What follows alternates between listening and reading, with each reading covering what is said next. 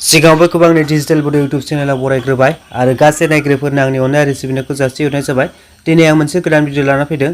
दिनैनि बे भिडिअनि गेजेरजों नोंथांमोननो भटार लिस्टखौ बबेयाव मोनो आरो माबोरै नायो एबा माबोरै डाउनलड खालामो आं बेखौनो डाउनलड खालामनानै दिन्थिगोन। जाय बिथांमोना दासिमबो भटार लिस्टखौ नायनो रोङा, गोदान बानायदोंमोन नाथाय जादोंना जायाखै मिन्थिया आरो नायनोबो रोङाबा बे भिडिअखौ फार्स्टनिफ्राय जोबजासिम नायब्लानो जाबाय। आरो जाय बिथांमोना भटार लिस्टखौ नायनो रोंखायोबा मिन्थियो बबेयाव मोनो बिथांमोना भिडिअखौ स्किप खालामबानो जाबाय। आरो जाय बिथांमोना नायनो लुबैयो माबोरै नायो माबोरै मायो बिथांमोना बे भिडिअखौ फार्स्टनिफ्राय जोबजासिम नायबानो जाबाय। चेनेलाव गोदानबा चेनेलखौ साबस्क्राइब खालामना हो, लोगोसे बेल घन्टिखौ थुना हो जाहाथे आं गोदान भिडिअ लाबा नोंथांनाव नटिफिकेसन थाङो। आं बेबायदिनो भिडिअ लाबाय थायो। ओमफ्राय दाना भिडिअखौ जागायजेनसै।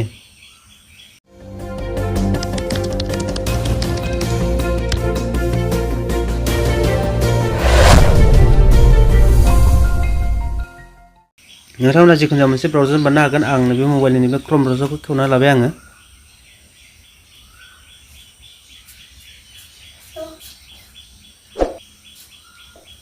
नैबे डाटाखौ खेवनानै लाबाय।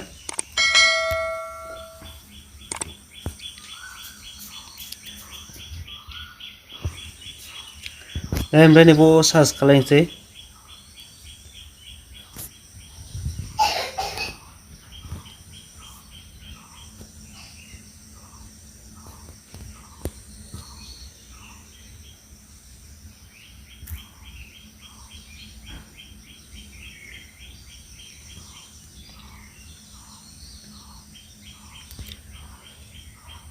नै voter.eci.gov.in आं बेनि लिंकखौ डिसक्रिपसनाव होना होगोन। नैबाव थुनानै होबाय आङो। आरो आंना मोनसे खोथा, नैबाव आं 3 डटआव थांनानै डेस्कटप साइटखौ अन खालामना लादों नै। अब्लासो बेबायदि जागोन डेस्कटपनि साइट बायदि। ओमफ्राय बेखौ थिक खालायाबा बे गिदिर गिदिर जागोन, माने मबाइलनि साइट गेवगोन। आं बेखौ खालामना लाबाय। ओमफ्राय नैबाव दं नै डाउनलड इलेक्ट'रेल रल दं, बावनो जायो डाउनलडआ। बाव सेरबाय। ओमफ्राय नैबाव दाना माबा ओंखारबाय, स्टेटखौ सेलेक्ट खालामनांगौ। आं आसामनिखायनो आसामखौ सेलेक्ट खालामबाय। नै आसाम सेलेक्ट खालामनाय लोगो लोगो ओंखारबाय। नैबाव दा लेटेस्ट नै 2026नि बावनो थाना होबाय, बावनो दंखायोमोन बियो। ओमफ्राय दाना नै रल टाइप बे गोजौनियावनो होबाय। SSR फाइनाल रल रिभाइस टु। दाना नैबाव डिस्ट्रिक्ट होनांगौ। नोंथाङा बबेनिखौ नायो बेखौ होनानै लाबानो जाबाय।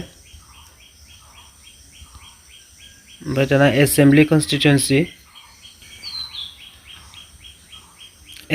कनस्टिटुएन्सि बेखौ सेलेक्ट खालामबाय। दाना आसाम ओंखारखाबाय नै बेयाव। दाना नैबे केपचाखौ होदो, नङाबा डाउनलड जाया। जेरै दं ओरै होबानो जाबाय। आंबो बिदिनो होबाय नै।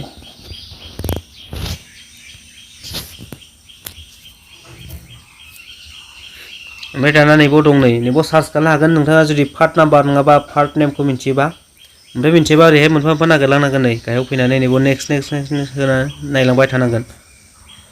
मिन्थिखायोबा भटार कार्डआव थायो, मिन्थिखायोबा बे भटार कार्डआव पार्ट नाम्बारखौ होबानो जाबाय।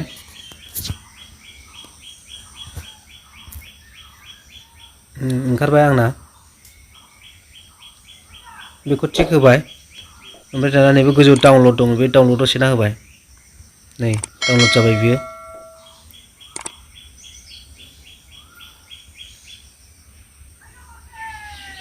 डाउनलडआव थांसै आङो नै। नैबेनो नै जास्ट नाव गोजौनियानो 2026।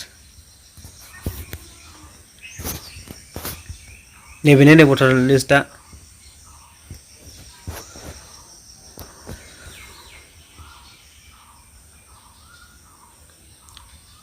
ओ 888 दं गासै। ओमफ्राय पुरुषआ जाबाय, हौवाफोरा जाबाय 412। ओमफ्राय महिलाया जाबाय 451। टटाल 863। माने माखासे डिलिट जानायखौ दानाखै, माने डिलिटल' देखायनो दोनदों। अब्ला दिनैनि भिडिअखौ नायनानै नोंथांमोनाबो भटार लिस्टखौ माबोरै नायो एबा माबोरै डाउनलड खालामो बेखौ रोंसिगोन। भिडिअखौ मोजां मोनदोंबा लाइक आरो शेयार खालाम लोगोफोरनोबो। दिनैनि थाखाय एसेनोसै। होनबा भिडिअखौ जोबजासिम नायनो थाखाय गोजोन्थों। Thank you.